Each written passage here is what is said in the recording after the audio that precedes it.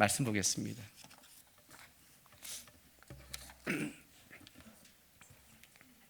누가복음 2장 1절부터 7절까지 말씀입니다. 누가복음 2장 1절부터 7절까지 말씀 우리 한 절씩 교독합니다. 그때 가이사 아구스도가 영을 내려 천하에 다 호적하라 하였으니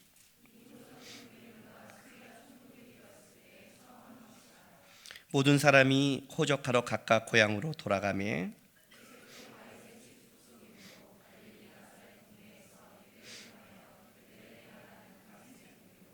그 약혼한 마리아와 함께 호적하러 올라가니 마리아가 이미 잉태하였더라. 같이 있습니다. 첫 아들 낳아 강보로 싸여 구유에 뉘었으니 이는 여관에 있을 곳이 없음이라. 아멘. 우리가 너무나 잘 아는 말씀이고 또 여러분이 많이 읽은 말씀입니다. 이 말씀은 너무나 우리가 잘 알고 있어서 너무나 쉽게 넘어가는 본문 중에 하나입니다. 의외로 우리가 많은 걸 놓치는 것 중에 하나가 몰라서 놓치는 경우도 있지만 너무 잘 알아서 놓친 경우가 있습니다. 우리가 친한 사람도 그렇죠. 처음 오는 사람이나 처음 보는 사람을 보면 우리가 긴장하고 그 사람을 바라보고 이렇게 해줄 수 있지만 너무 친하기 때문에 너무 익숙하기 때문에 그 사람이 갖고 있는 지금 상황과 염려를 놓쳐버리고 그럴 때도 우리 삶 속에 많이 있습니다. 이 본문이 바로 그런 겁니다. 성경을 읽을 때 굉장히 쉽게 넘어갈 수 없음에도 불구하고 이 본문을 너무나 쉽게 넘어가는, 너무나 익숙하고 너무나 잘 알고 있기 때문에 넘어가는 본문 중에 하나가 바로 이 본문입니다.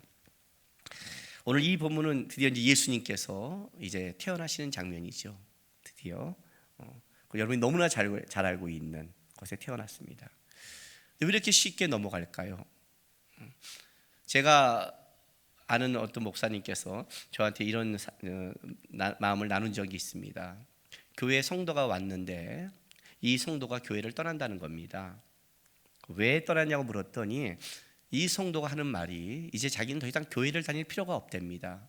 왜냐하면 자기는 자기 인생 속의 어려움과 힘듦 그런 것들이 내가 예수님 믿고 예수님을 붙잡으면 예수님이 도와주고 예수님이 그걸 이루어줄 걸 그렇게 믿었다는 겁니다. 그래서 교회를 다녔대요. 아니 아무리 자기가 판단해도 자기가 자기 환경과 삶을 바꾸기에는 너무나 벅차고 자기 능력과 한계가 있기 때문에 하나님은 불가능을 가능케 하고 하나님은 힘이 있다고 했기 때문에 그래 내가 교회 가서 우리 예수님 바라보고 예수님 앞에 기도하고 나가서 그리고 내가 예수님 앞에서 뭔가를 좀 받아야겠다라고 그리고 이제 열심히 신앙생활을 했는데 이 목사님이 어떻게 가르쳤냐면 예수를 믿는다고 해서 세상적으로 복을 받는 게 아닙니다 라고 가르친 거예요.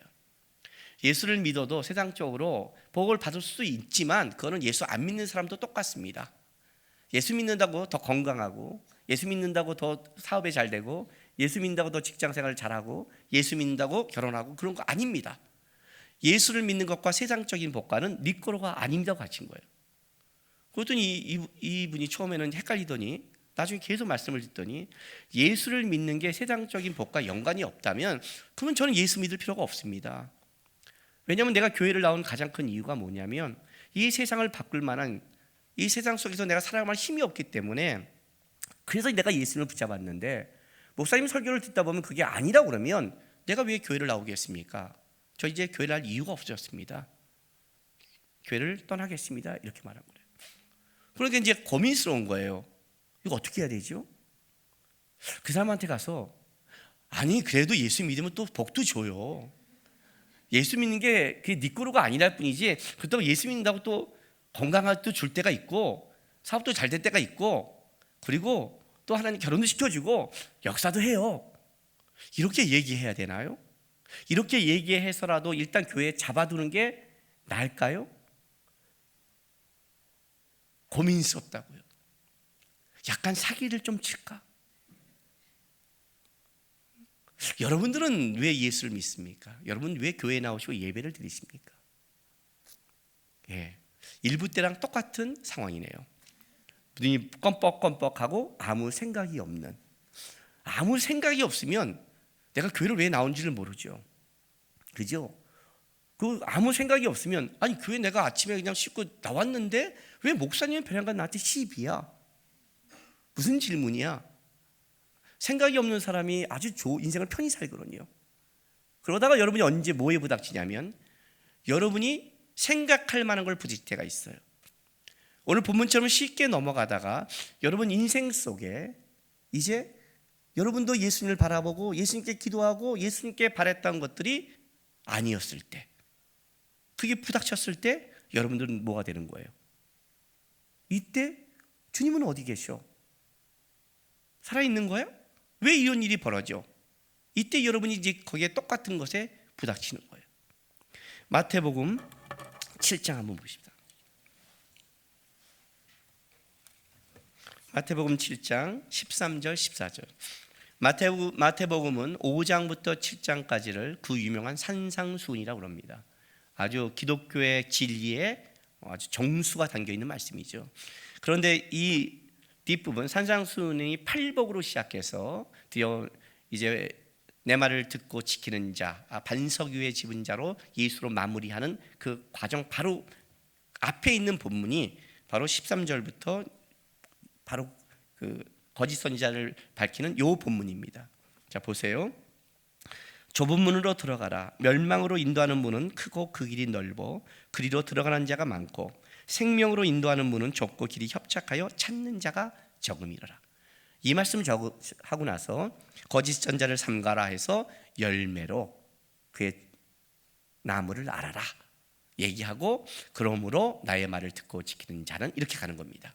그런데 여기 본문에 놀라운 게 뭐냐면 좁은 문으로 들어가래요.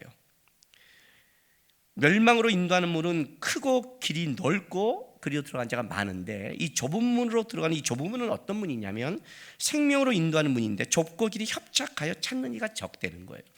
이 말은 무슨 말이냐면 생명으로 가는 길, 하나님께서 인도하는 길은 우리의 시야에서는 좁고 협착하고, 그리고 그것은 꼭 생명으로 가는 길이 아닌 것 같은 길이라는 거예요. 인간의 안목과 눈으로는 전혀 반대 현상이 나타나는 길이라는 거죠. 오히려 인간의 안목으로는 저쪽이 넓어 보이고 좋아 보이는 길이에요. 멸망의 길이 좋아 보이는 길이라고 얘기하는 거예요. 그렇죠? 여러분 이 말씀을 너무나 잘 알고 있는 말씀이에요. 실질적으로는요. 그리고 여러분 이걸 아멘하고 있어요. 그런데 여러분 인생 속에 하나님이 이것이 아멘이라면, 이 인생 속에 하나님이 어떻게 인도해 가냐면 여러분의 길을 좁고 이해하지 못할 길로 인도하는 거죠. 그게 생명의 길이니까. 근데 그 길을 들어서는 순간 여러분은 이런 반응을 보여요. 하나님 여기가 맞아요? 이렇게 힘든 길을 가게 하세요? 이게 진짜 생명의 길이에요? 성경을 읽을 때는 아멘이라고 그러는데 실제 그것이 여러분의 인생 속에 벌어지면 그때서 여러분 당황을 하는 거예요. 맞아요? 이렇게요. 진짜 그래요? 주님이 성경 말씀할 때는 아멘이라고 말하지만 그거는 생각 없는 아멘이죠. 생각 없는 아멘이란 말이에요. 그러나 실제 여러분의 인생을 끌어갈 때는 이제 고민하게 되고 생각하게 되죠. 그때가 되면 이제 이런 반응이 보이는 거예요. 주님, 어떻게 이런 일이? 나 예수님 믿고 있는데 어떻게 이런 사건이, 어떻게 우리 삶에 이런 것이, 어떻게 이렇게 좁고 힘든 길을 제 인생 속에, 이 말이 나오는 거예요. 그때 생각하고 그때 고민하는 거죠. 그 성도처럼 내가 예수를 믿는 게 뭔가 도대체? 내가 예수를 믿는 게 뭔가? 이 문제에 봉착하게 되는 거예요. 우리 인생이 지금 다 여기에 부닥쳐 있어요. 실제로는 다 여기에 부닥쳐 있어요. 실제로는 생각 없이 살다가 내 인생 속에 이해하지 못한 길을 하나님이 만나게 하는 순간부터 생각하는데, 그 생각이 놀랍게도 여러분의 생각의 안목에는 전혀 보이지 않는 길로 인도하기 때문에 당황하기 시작하는 거예요. 여러분 오늘 이 본문을 한번 보면 굉장히 이 본문은 난해한 거예요. 왜 그런 줄 아세요? 예수님이 어디 오셨어요? 염을 통해 오셨어요. 말이 좋아 말구유라고 말하는 거예요. 말구유라고. 짐승들이 먹는 염을 통해 오셨어요. 자, 여러분 이 말씀을 들으면 어떻게 생각하세요? 이렇게 생각하겠죠. 우리가 보면 빌립보서의 말씀, 그는 하나님과 동등되나 동등됨을 여기지 않고 낮아지신 그 예수님의 비하, 낮아지심을 얘기하면서 그렇지 예수님이 이렇게 낮은 자리까지 오셨지라고 쉽게 넘어가요. 아주 쉽게 넘어가요. 그런데 그렇게 성경을 보면 안 되죠. 일단 그거는 여러분들은 예수님이 갖고 있는 십자가의 죽음과 부활 그 결론을 지식적으로만 알고 있기 때문에 하는 고백에 불과한 거죠. 여러분이 마리아와 요셉이 한번 돼보셔야죠. 마리아와 요셉. 마리아와 요셉은 어땠을까요? 자, 누가복음 1장 30절 봐요. 30절에 37절. 구약 신약 성경 87쪽 보세요.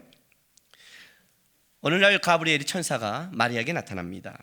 천사가 이르되 마리아여 무서워하지 말라. 내가 하나님께 은혜를 입었느니라. 보라 내가 잉태하여 아들을 낳으리니 그 이름을 예수라 하라.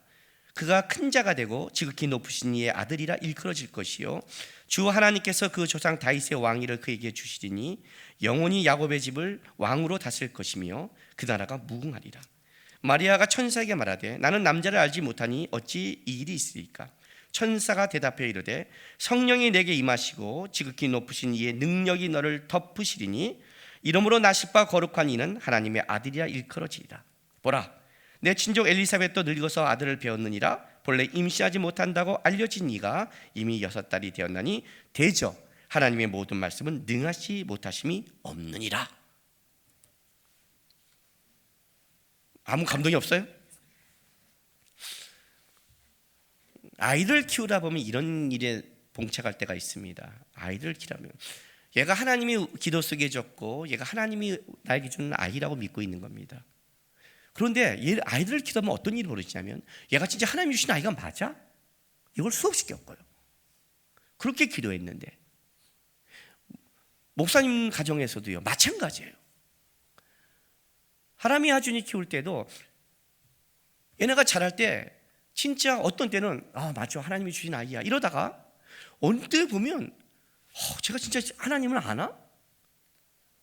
제가 진짜 문제 있는 거 아니야? 그럼 낙담하게 되는 거예요.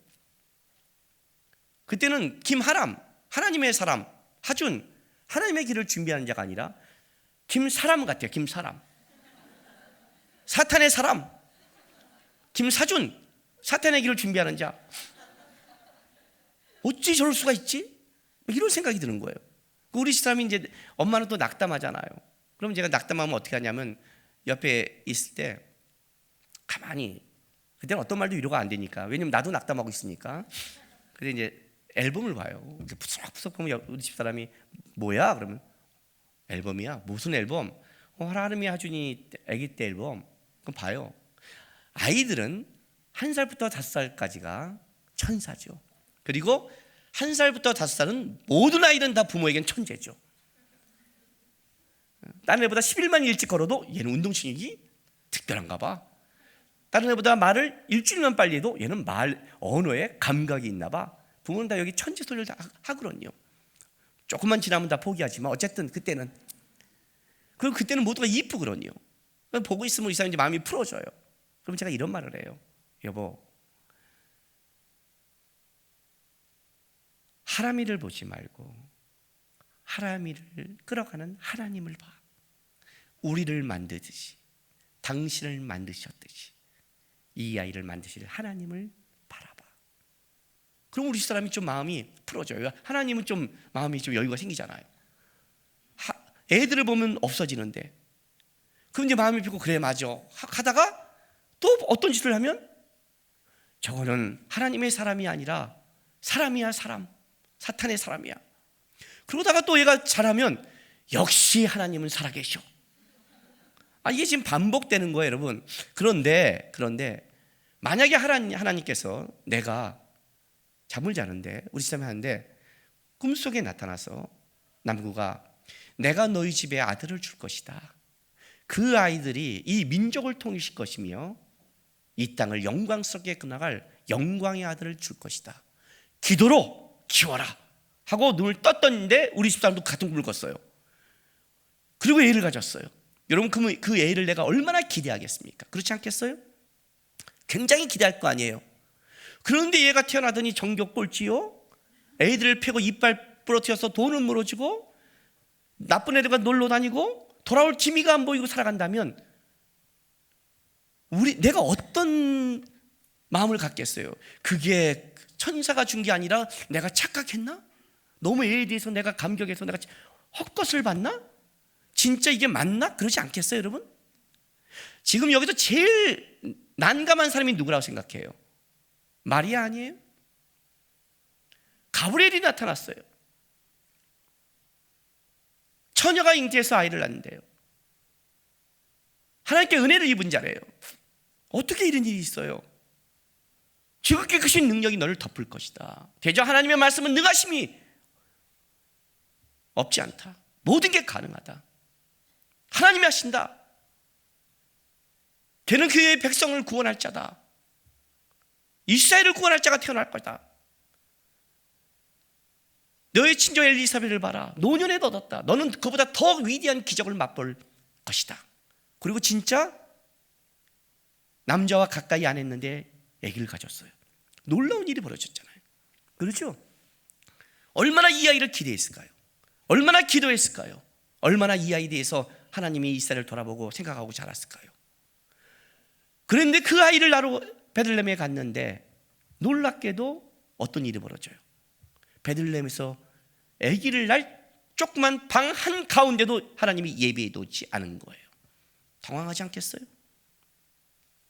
천하의 로마 황제를 통해서 호적을 하라고 명령하고 그리고 자기 고향으로 돌아갔는데 하나님이 진짜 베들레헴에서 다윗의 동네 베들레헴에서 이 얘기를 낳게 하시구나 갔더니 임신을 했잖아요. 천하의 로마 황제가 호적을 명했으니까 모든 유대인들이 다 움직이기 시작했단 말이에요. 얼마나 전국이 복잡할까요? 우리 추석 때 이럴 때도 복잡한데 무조건 모든 백성이 다 움직여야 되는 거 아니에요? 그러면 얼마나 복잡하겠어요? 임신한 마리아는 당연히 늦게 갈 수밖에 없죠. 막달인데 늦게 갈 수밖에 없잖아요. 그러니 당연히 여관이 다 꽉 찼을 테고 그러면 그때 때를 맞춰서 좀 낳지 않게 하시던가 조금 사람이 빠진 다음에 그잖아요. 호적하고 돌아가면 좀 낫든가 하필이면 타이밍이 딱 가장 몰릴 때 타이밍을 잡아주시되 하필이면 그때를 잡았으면 이래야 되는 거 아니에요? 방이 있어요. 그랬더니 이야 운 좋으시네요. 진짜 하나님이 사랑하시나 봐요. 예? 방금 방을 잡았는데 이 사람이 취소를 하고 딴 데 갔어요. 딱 비었는데 요 타이밍에 오셨네. 이야 진짜 하나님이 사랑하시는가 봐. 이렇게 와야 역시 하나님이 준 자는 다르구나 이래야 되는데 이거를 짐승들이 있는 마북간에 자기 하시고 그것도 염을 통해 아기를 낳게 해요. 전국에서 많은 사람이 몰려오기 시작하니까 여물통을 준비했겠죠. 쓰지 않는 여물통이 있었을 거예요. 분명히요. 많은 자가 오니까 그 쓰지 않는 감사한 거를 쓰지 않는 새 여물통 거기에 예수님이 태어나는 거예요. 그걸 준비 못할까요? 마리아의 입장에서 황당하지 않겠어요? 마리아가 안 돼 보셨군요, 여러분이요. 네? 하나님께서 축복하고 그렇게 줬더니 애를 남편 없을 때 가다 택시 운전사가 받아준다고 한번 생각해 보세요. 아니 이런 식으로 해요, 하나님이? 마리아가 받은 것과 마리아의 상황을 한번 찾아가 보라는 거예요. 마리아가 얼마나 기가 막히겠는가. 요셉은 어떨까요? 마태복음 2장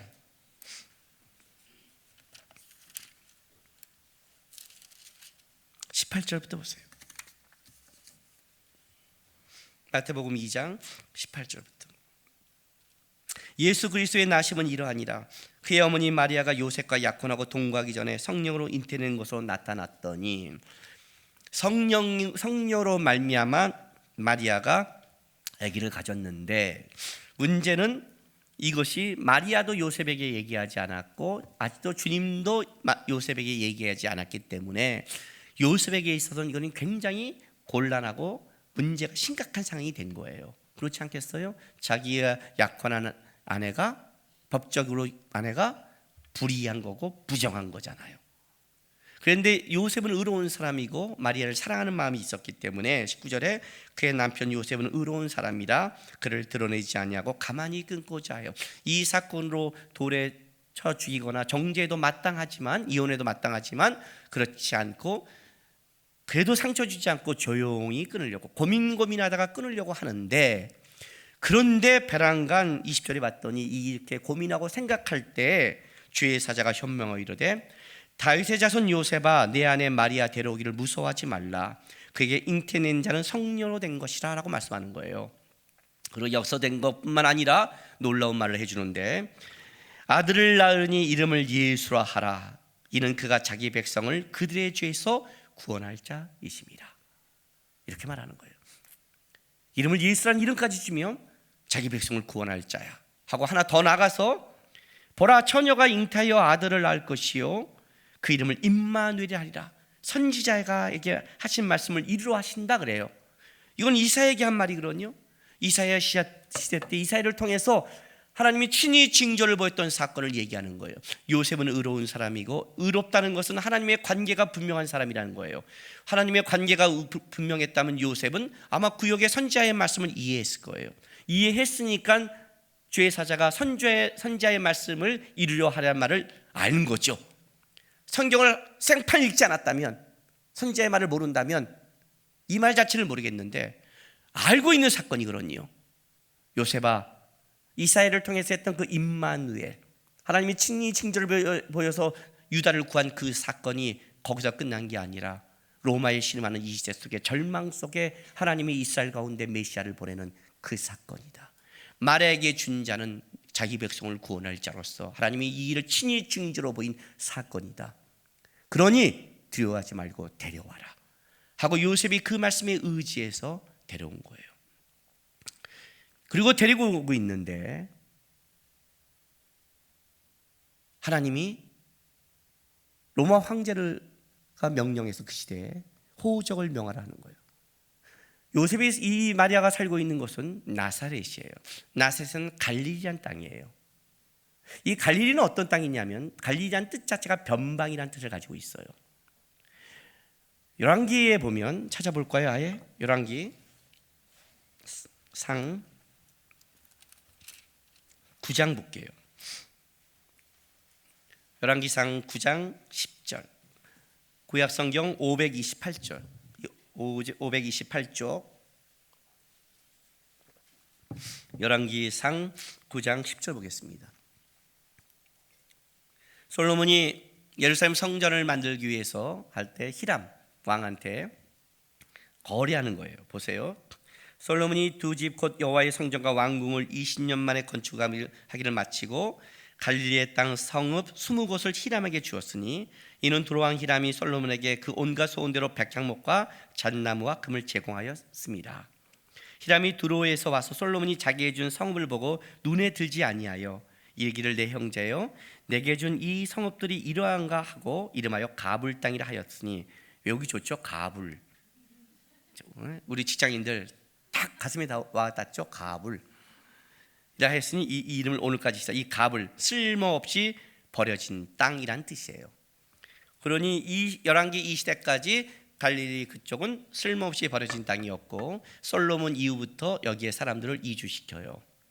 그래서 여기는 변방이었고 유대 중심에 있던 사람들은, 남부에 있던 사람들은 여기를 어떻게 봤냐면 이방인 취급을 해요. 변방에 있는. 여러분 우리 옛날에 우리 조선 땅에 이렇게 여기 조선이었을 때 만주에 있으면 약간 이방인 취급하잖아요. 그렇게 보고 있는 거예요. 그래서 이 나사렛을 어떻게 봤냐면 나중에 예수님이 오셨을 때 나사렛에서 선한 것이 나겠는가라는 것이 바로 여기서 그 이유가 있는 거예요. 그런 땅이에요. 여기 살고 있는 거죠. 그런데 하나님께서 바로 마리아를 통해 메시아를 준다고 약속했는데 그 메시아는 바로 이 나사렛에서 태어나면 안 되거든요. 왜냐하면 미가에서 예언한 베들레헴에서 태어나야 되는 거예요. 그런데 진짜로 로마 황제가 호적을 명해서 태어날 때가 됐는데 고향으로 돌아가게 만드는 거예요. 요셉이 얼마나 흥분했을까요? 태어날 시점이 미가서 5장 2절 보세요. 구약성경 1294쪽.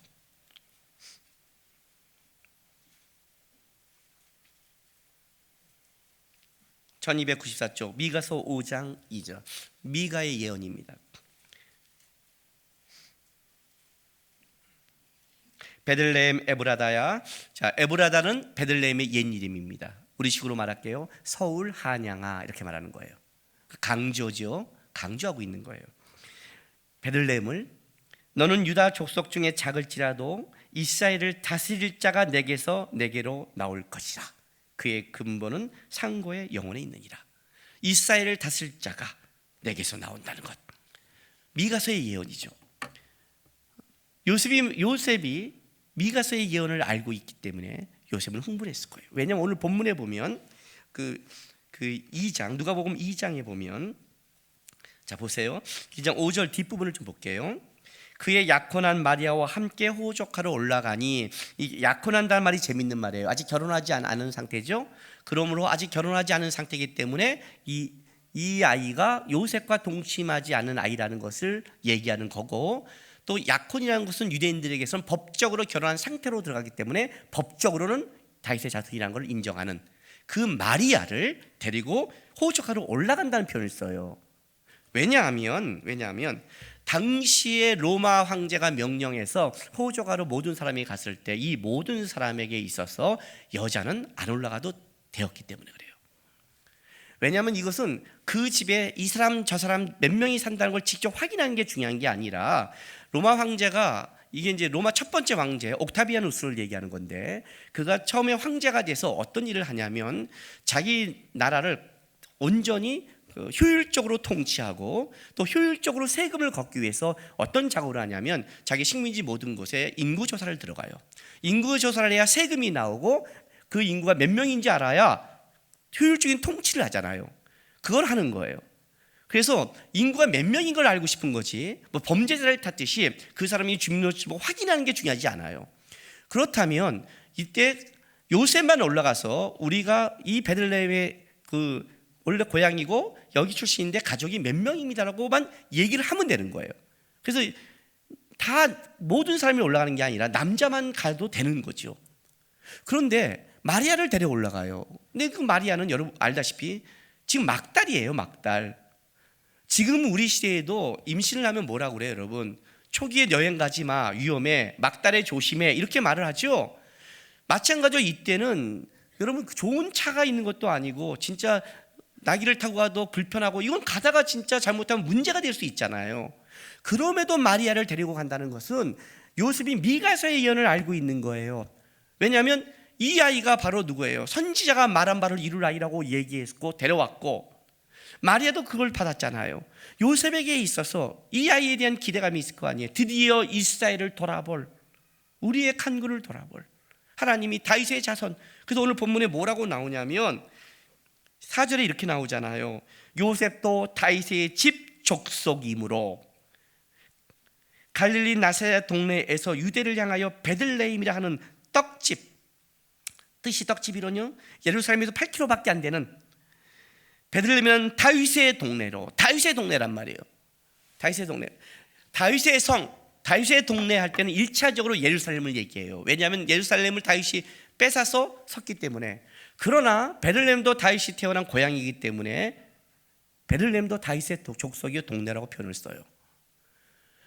여기로 오는 거예요. 그러니까 알고 있는 거예요. 하나님이 진짜 이 일을 이루시는구나. 명령에서 가니까 합법적으로 베들레헴으로 갈 수 있는 거 아니에요. 그러니 그 막달된 아내를 데리고 가는 거죠. 그리고 올라갔는데 놀랍게도 똑같이 이 데려온 아이에 대해서 어떤 준비도 해놓지 않는 거예요. 마법관에서, 염을 통해서 이 메시아가 태어나는 거예요.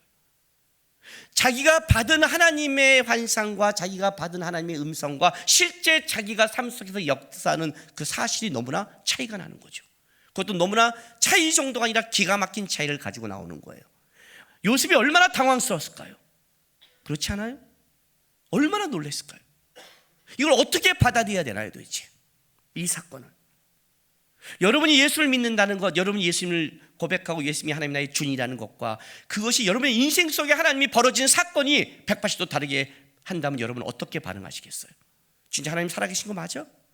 내가 들은 게 맞아? 진짜 역사가 맞아? 그렇지 않겠어요? 이게 지금 신앙의 길이라고 말한다면 얼마나 난처하겠어요?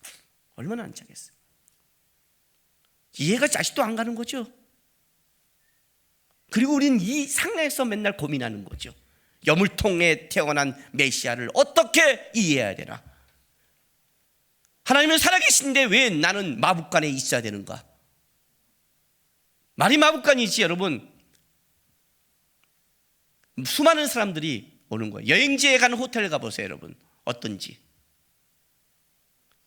여기에 짐승들의 냄새와 얼마나 많았겠어요? 깨끗한 곳이겠어요? 아니잖아요.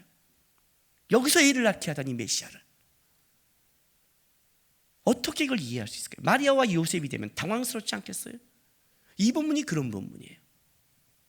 그런데 놀라운 사실이 뭐냐면, 놀라운 사실이 이 예수님의 나심 속에 앞뒤로 이렇게 이게 묶여 있다는 게 중요한 거예요. 봐요. 2장 6절부터 7절 봐요. 올라갔는데 거기 있을 그때 해산할 날이 찼어요. 그때 해산할 날이 차갖고 처다들 낳아 강보에 쌓여 구유에 여물통에 뉘었으니 이는 영안에 있을 것이었습니다. 사람들이 꽉 차서 있을 것이 없습니다 라고 얘기를 해요. 이게 사실이죠.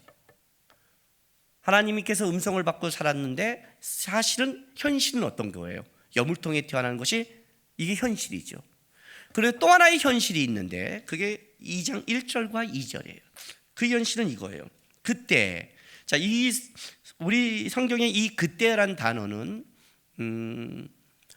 우리 한글로는 번역될 수 없는 단어예요. 이 그때가 앞에 거를 이어가는 게 아니거든요. 도대체 이거 킹 제임스 버전은 이걸 어떻게 번역했냐면 그리고 그것이 발생되었다라고 했어요. 그러니까 이런 거죠.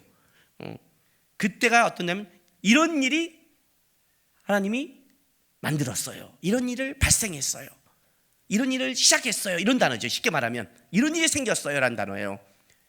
어떤 시간적인 게 아니라. 근데 이런 일이 어떻게 시작됐냐면 보세요. 가이사 아구스가 옥타비아누스가 영을 내려 천하로 다 호족하라 하였으니 이 호족은 그레니오가 수리아 총독이 되었을 때 점한 것이라 라고 하는 거예요. 예수님이 간 그때가 어떤 때냐면 자, 로마 황제와 시리아 총독을 얘기하면서 역사적인 사건이라고 얘기를 하는 거예요. 역사의 사실적인 사건이라는 거죠. 무슨 말이냐면 이거예요. 예수가 베들레헴에 태어나기 위해서 하나님이 또 하나의 사건을 만들었는데 그게 뭐냐면 당시에 로마 황제를 하나님이 움직여서 세계를 움직였다는 거예요. 그 양쪽 사실이에요. 하나는 너무 커서 느낌이 없는 거고 하나는 너무 작아서 이렇게 역사를 해 이렇게 오는 거예요. 나 하나를 위해서 하나님이 미국과 일본과 중국과 러시아의 모든 대통령을 움직인다면 어떻게 하실 거예요? 느낌 없잖아요. 벌써 없잖아요. 우리가요. 로마 황제를 움직여서 그 로마 황제는 자기의 식민지를 잘 통치하기 위해서 방법을 쓴 거지만 이때 로마 황제가 돼서 이렇게 된 것이 하나님이 예수를 이 땅에 태어나기 위해서 로마를 안정시키고 이렇게 명령하는 하나님이 세상을 움직이고 있다는 것을 기록하고 있는 거예요. 근데 이건 너무 커요. 너무 크니까 느낌이 없는 거고 이 여물통은 너무 작게 내 눈에 보이는 거니까 적어도 이 정도 왕국에서 동방박사들이 올 때 어디로 가요? 헤롯 왕국으로 가잖아요. 나실바 유대인의 왕이라고 그러면 왕국에 태어난 것이 우리의 생각이니까 적어도 어느 정도의 편안한 집이나 저도 왕 같은 대접을 할 만한 건 우리가 생각하는 한계에 묶여 있는데 하나는 너무 크니까 인지함을 못하고 하나는 너무 우리 생각 속에 이해하지 못하는 방법으로 역사하니까 납득을 못하는 거예요. 그런데 이것이 예수님의 나심을 얘기하는 게 아니라 실제로는 뭐예요? 우리 삶에서 똑같이 이게 벌어지는 거예요. 이 사건이 양쪽 사실을 갖고 얘기를 하는 거예요. 하나님의 일하심을 보라는 거예요. 감이 없잖아요. 지금요. 그 사이에 이 본문이 있는 거예요. 보세요. 2장 3절 4절이 있는 거예요. 모든 사람이 호적가로 각각 고향으로 돌아가매 요셉도 다윗의 족속으로 갈릴리 다셋 동네 유대를 향하여 베들레헴이라는 다윗의 동네로 약혼녀를 데려갔다라고 와요. 모든 사람이 각각 고향으로 돌아가매. 자, 레위기를 봐요. 레위기 25장 10절.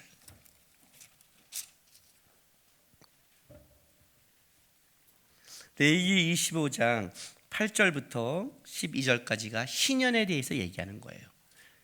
구약 성경 185쪽 레위기 25장 10절을 보세요. 찾았어요? 25장 10절. 너희는 50년째 해를 거룩하게 하여 그 땅에 있는 모든 주민을 위하여 자유를 공포하라. 이 해는 너희의 희년이니 너희는 각각 자기의 소유지로 돌아가며 각각 자기의 가족으로 돌아갈지며 라고 그래요. 희년은 이스라엘 백성들, 흩어진 백성들, 땅을 잃어버린 백성들, 소망 없는 백성들에게 다시 원위치로 시켜주는 회복을 말하는 것이 희년이에요. 이 희년의 의미는 하나님 안에서 다시 회복된다는 건데, 성경에, 구약 성경에 이스라엘 백성이 희년을 지켰다는 기록이 한 번도 없어요. 왜냐하면 출애굽을 해서 광야를 갈 때는 희년이란 걸 지킬 수가 없을 뿐더러 그때 레위기를 받았고, 그리고 여호수아가 가나안 땅에 들어갈 때는 전쟁 중이었고, 사사기 시대는 타락했으며, 사울은 당연히 하지 않았고, 다윗은 어떻게 돼요? 40년 왕노를 했지만 남유다 7년 6개월 할 때는 이스라엘의 왕이 아니었고, 뒷부분에는 법궤가 들어오기까지 싸움했고, 그런 희년을 지킬 만한 게 없었어요. 평화 시에는 솔로몬이었는데 솔로몬 시대에 희년을 지키지 않았어요. 그리고 남북으로 분열됐고 바벨론 포로로 망했어요. 함부로 이스라엘 백성은 희년을 못 지켰죠. 아니, 못 지키는 게 아니라 지킬 수가 없는 거죠. 자기네가 안 한 게 아니라 희년은 인간의 힘으로 할 수 없는 게 희년이죠. 그런데 예수님이 태어날 때 놀랍게도 하나님이 로마의 황제를 움직여서 모든 사람이 각각 자기 고향으로 돌아가는 희년의 맛을 보여주기 시작하는 거예요. 예수 안에 고향으로 돌아가는, 예수 안에서 번향을 가는, 예수 안에서 회복이 있는 그것을 보여주기 시작하는 거예요. 누구를 움직여서? 황제를 움직여서.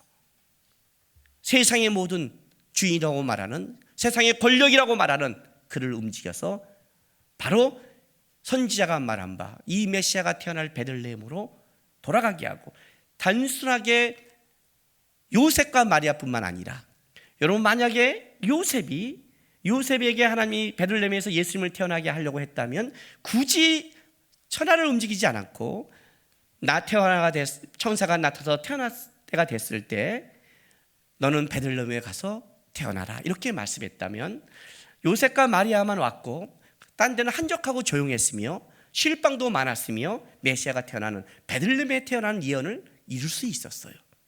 그러나 이 사건은 단순하게 그냥 거기서 태어나서 요셉과 마리아의 사건이 아니라 바로 모든 사람이 돌아가야 되는 예수님의 희년의 맛배기는 그걸로 이 사건을 끌어가고 있는 거예요. 놀라운 사건이 벌어졌어요. 우리는 지금 뭐에 놓치고 있냐면 여기에 놓치는 거예요. 여물통에 모든 걸 놓쳐요. 여물통에 오면 어때요? 어디에 오면 어때요? 중요한 게 뭔지 아세요? 예수가 이 땅에 온다는 거예요. 오셨다는 거예요. 예수가 이 땅에 오시기 때문에 하나님은 천하를 움직여서 예수가 희년의 주인이고 모든 걸 회복의 주인이며 그걸 보여주려고 역사하는 거예요. 어디에? 여러분, 예수님이 이 땅에 낮아진 거예요. 왕궁에 태어나면 그분이 높아졌을까요? 그건 여러분의 얘기죠. 여러분의 얘기죠. 우리가 왕궁이 높다고 생각하니까 왕궁에 태어나면 높다고 생각한 거죠. 왕궁에 태어나면. 여러분, 70평 아파트가 넓은 집이에요? 안 넓은 집이에요? 넓은 집이죠. 이게 넓다고 말하는 사람은 그보다 작은 데 사는 사람이에요. 그렇죠? 보통 집이에요. 이건 보통 60평, 70평, 80평을 사는 사람이에요. 작은 집이에요. 100평 이상을 사는 사람이에요. 영국에 공주가 왔는데 70평 아파트에 살아요. 넓은 집이에요? 좁은 집이에요? 좁은 집이에요. 액센트를 잘 보셔야 돼요. 좁은 집이 아니에요. 좁은 집이에요. 그렇죠? 주님이 이 땅에 오셨어요. 여물통에 오면 낮아진 거고 왕궁에 오면 높아진 건가요? 아니에요, 여러분. 그건 여러분 얘기예요. 여러분이 왕국에 못 살아봤으니까 하는 얘기죠. 예수님이 이 땅에 오신 게 낮아졌어요. 중요한 건 그게 아니에요. 오셨다는 거예요. 우리의 이 땅 가운데, 우리의 인생 가운데 주님이 오셨다는 거예요. 그게 표적이라는 거예요. 어떻게? 천하를 움직여서 선지자가 말한 바를 이루며 하나님은 일하고 싶다는 게 그 얘기를 하고 있는 거예요. 이게 우리가 좀 감동이 없는 거예요. 예수가 함께 한다는 것을. 우리 서진경 전도사가 아동부에서 설교할 때 천국을 이렇게 하면서 두 가지 그림을 보여줬대요. 하나는 뭐냐면 광야예요. 하나는 너무나 아름다운 꽃밭이 있는 너무나 아름다운 동산이에요. 그리고 이렇게 물었어요. 자, 천국이 어디 갔니? 자, 여기는 광야예요. 아무것도 없는 허허벌판 광야. 그림이 여기는 너무나 꽃과 물과 그리고 아름다운 동산이에요. 자, 여러분 천국이 어디 갔습니까? 왜 대답을 안 해요? 어디예요? 여기 갔죠. 애들도 그렇게 말해야 돼요. 여기요. 그런데 예수님이 광야에 있다. 자, 어디가 천국이니? 어디가 천국이에요? 진짜요? 다시 물을게요. 여러분들은 진실되지 않고 솔직하잖아요. 아이들한테 뭐랄까, 아이들이 뭐라고 대답하는지 아세요? 예수님이 여기 있어 그랬더니 애들이 뭔지 알아요? 왜 거기 계세요? 나 거기 안 가요. 얼마나 애들은 진실되고 솔직한지 몰라요. 왜 거기 계세요? 거기 안 가요. 여러분 여기라고 그랬죠.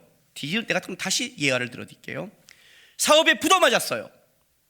사업이 잘 됐어요. 부도 맞은 곳에 예수님이 있어요. 자, 어디가? 여러분이 선택할 거예요. 아무도 말 안 하죠? 직장에 잘렸어요. 직장에 승진했어요. 잘린 곳에 주님이 계세요. 자, 어디를 선택할래요? 선택한 대로 역사라고 제가 축복해 드릴게요. 애인하고 헤어졌어요. 내가 찍은 여자랑 결혼했어요. 살 집도 없어. 32평제 아파트를 사줬어. 여기에 주님이 계셔. 어디를 선택할래요? 왜 거기 계세요? 왜 여물통에 계세요? 안 가요. 이게 정답 아니에요? 이제 실감이 나세요? 신앙이라는 삶이? 마리아와 요셉이 느낀 게 이제 실감이 나세요? 예수님이 어떻게 여물통에 계시냐고요? 그렇게 말했는데 어떻게 예수님이 계신데 내가 이런 부도를 맞고 억울함을 당하고 말도 안 되는 끌려가며 내 인생은 이 모양이냔 말이에요. 어떻게 이런 일을 내가 당해요? 예수님이 계신데. 예수님이 계시면 이래야 될 거 아니에요. 사업이 잘 되고 일이 잘 되고 물이 넘쳐야 될 거 아니에요. 그거예요. 왜 거기 계시냐요, 애들이요. 여기가 맞지 않냐고. 왜 여기가 천국일까요, 여러분? 왜요? 예수님이 여기 계시면 여기가 바로 다시 꽃동산이 될 수 있는 걸 알기 때문에, 예수님이 여기를 떠난 순간부터 이 꽃동산은 광야가 될 걸 우리는 알고 있기 때문에 이해가 돼요? 그래서 여기를 선택하는 거예요. 예수가 있다는 게 어떤 거예요? 이거란 말이에요. 예수가 오셨다는 게 이 얘기를 말하고 있는 거예요. 여물통이면 어때요? 예수가 이 땅에 오셨다니까요. 예수가 오신 순간 이 땅은 구원이 생기고 소망이 생기고 희망이 생긴단 말이에요. 예수가 이 땅에 안 오면 우리는 이 땅에서 아무리 꽃밭에 있다 할지라도 잠시 화분처럼 화창하지만 뿌리가 잘린 것처럼 이따 죽어갈 그거에 불과한데, 예수가 이 땅에 오심으로 말미암아 우리는 소망이 생긴 거예요. 여물통이 중요한 게 아니라 예수가 중요하단 말이에요. 여물통을 보지 말고 그 안에 계신 예수를 봐야죠. 예수를. 여러분이 보는 느낌과 감각이 아니라 예수가 이 땅에 오시기 때문에 하나님은 전 세계를 움직이는 거예요. 왜? 예수가 주인공이니까. 그래서 우리는 여기를 선택하는 거란 말이에요. 제가 청년 때 가출을 하려고 그렇게 마음먹을 때, 내가 이렇게 해서 품고 있고 여기서 떨고 있느니 차라리 내가 중국집에 가서 배달을 해도 내가 먹고 살겠다고 마음먹고 나가려는 순간에 항상 하나님이 저한테 준 말씀이 마태복음 16장 16절 말씀이에요. 주는 그리스도시요 살아계신 하나님의 아들이시니다. 남구가 하나님 믿니? 하나님의 살아계심을 믿니? 예. 너의 하나님을 믿니? 너의 구지고 너의 메시아를 믿니? 예. 하나님이 살아계시고 나의 메시아라면 하나님이 나를 알 거 아니야. 내 현실을 알 거 아니에요. 그렇잖아요. 이유가 없지 않잖아요, 우리 하나님은. 내가 근데 나가버렸는데 만약에 역사하면 어떻게 돼요? 하나님이 살아계시고 하나님이 나의 하나님이라는 게 분명하다면, 그 하나님이 나와 함께 한다면 내가 버틸 수 있다고 하는 거예요. 그래서 갇혀라고 버텼어요. 버티고 버텼더니 뭘 만들었냐면, 하나님이 축복을 주기 전에 나를 강하게 만드셨고, 어떤 환경에서도 주님 바라볼 수 있는 믿음을 먼저 키워주셨어요. 이해가 됐어요? 환경을 바꾸는 게 아니라 예수와 함께 한다는 게 뭔지를 먼저 가르치는 거예요. 예수와 함께 한다는 것, 그 얘기를 지금 하고 있는 거예요. 똑같은 사실이 있는데 우리는 몰라요. 우리 안목에는 몰라요. 하나님의 일이 너무 커서 천하보다 우주를 움직이는 하나님이니까 우리는 몰라요. 그리고 어떤 때는 좁은 길처럼 어떻게 예수가 있는데 여기 광야에 예수가 있는데 부도를 맞고 예수가 있는데 이런 억울함을 당하는 길을 가게 만드는지도 그것도 몰라요. 중요한 건 그게 아니에요, 여러분. 예수가 내한테 있냐 없냐예요. 내 삶 가운데 예수가 있냐 없냐예요. 이 땅에 오신 예수가 내 삶에 오신 예수인가, 그게 중요한 거예요. 내 삶 속에 예수가 있다면 그것이 여물통에도 괜찮고 마북간에도 괜찮아요. 왜냐하면 그것은 결국 예수로 말미암아 하나님이 일하시고 함께 하실 증거의 장이 될 테니까. 문제는 예수가 있냐는 거예요. 그 얘기를 하는 거예요. 요셉과 마리아에게 있어 중요한 거는 그 메시아가 왔다는 거예요. 여물통이 아니라 왔다는 거예요. 이 땅 가운데 오셨다는 거예요. 그게 중요한 거예요. 근데 우리는 뭐에 뺏기냐면 여물통에 뺏기고 마법관에 뺏기고 준비할 방이 없고 여기에 뺏기는 거예요. 그건 아무것도 아닌 거거든요. 아무것도 아니에요. 그건 여러분이 편한 거지, 여러분이 원하는 거지, 진짜 예수가 원하는 게 아니거든요. 그게 신앙이라는 거예요. 많은 사람들이 뭘 놓치냐면 환경과 상황 속에 예수를 놓쳐요. 예수가 내 삶에 오셨다예요. 내 삶에 오셨다예요. 나를 버려두지 않고 내 삶에 오셨다. 그래서 나는 소망이 있다. 여물통 같을지라도 마법관 같을지라도 냄새가 난다 해도 즉이 크신 능력이 나와 함께한다. 이거면 족하다. 이거면 족하다. 그걸 붙잡고 살아가는 걸 신앙이라고 그러고, 그 예수를 봐야 우리가 마리아와 요셉처럼 반응하며 살아갈 수 있는 거예요. 여러분의 삶 속에 예수가 계신가를 보시고 예수가 있다면 담대하게 그 예수님 바라보면서 살아가세요. 그 예수님이 여러분의 인생을 만들어 가실 겁니다. 기도합시다. 이 시간에 우리 기도하겠습니다. 주님, 내가 내 삶 가운데 주님이 함께 하심을 먼저 감사드립니다. 주님, 내 삶의 끝까지 함께 해 주십시오. 그것이 여물통 같고 마법까지 이해하지 못하는 곳에 내가 간다 할지라도 그곳에 예수님만 계셔 주십시오. 예수님만 함께 해 주신다면 제가 소망이 있음을 압니다. 제가 예수님 놓치지 않고 주님과 함께 그 길을 가서 내 삶 속에 계신 예수가 어떻게 일하신지를 보고 고백하는 인생 되게 해달라고 우리 이 시간 다 같이 주 앞에 다짐하며 기도하며 나가겠습니다. 기도하겠습니다. 거룩하신 아버지 하나님,